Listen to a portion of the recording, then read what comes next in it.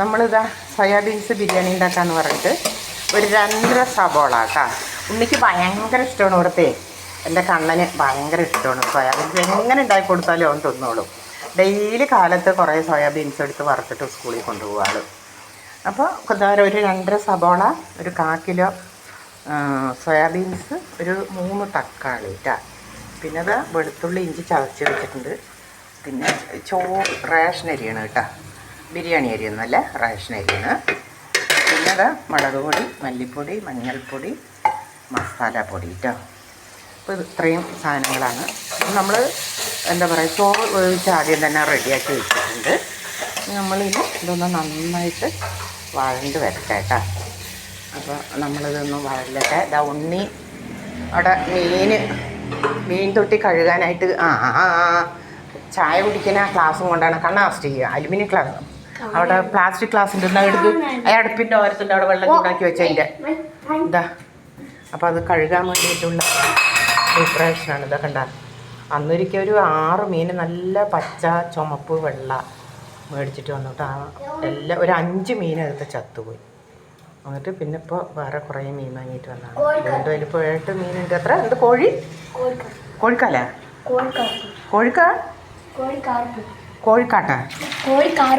കോഴിക്കാർപ്പാണ് ഇത്രയും മീനുകളുടെ പേര്. എനിക്കൊന്നും അറിയില്ലപ്പാ.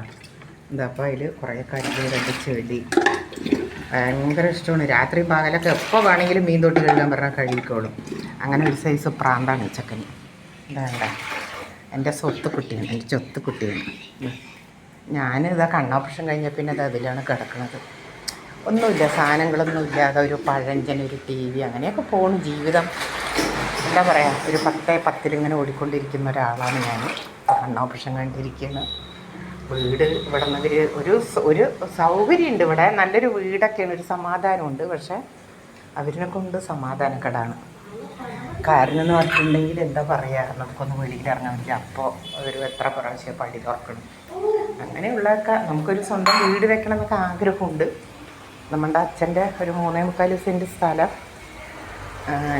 ഏറ്റവും ഇളയാങ്ങളെ പറഞ്ഞു, നീ അതിൽ പോയിട്ട് പെര വെക്കടി.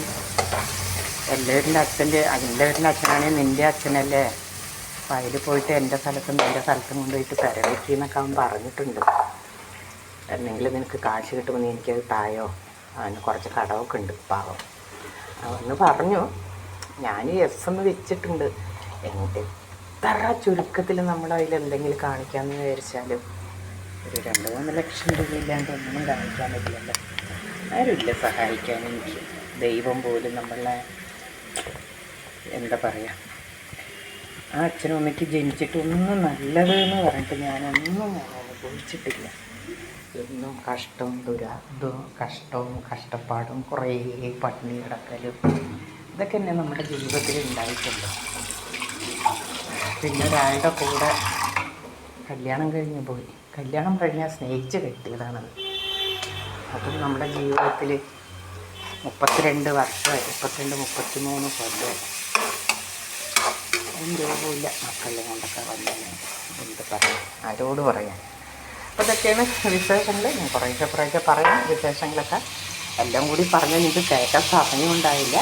അപ്പോൾ ഞാൻ ഇതൊന്ന് ശരിയാക്കിയതിൻ്റെ ശേഷം ഇനി ചോറ് ഇതിൽ കൂട്ടി കഴിഞ്ഞിട്ട് കാണിച്ചു തരാം കേട്ടോ.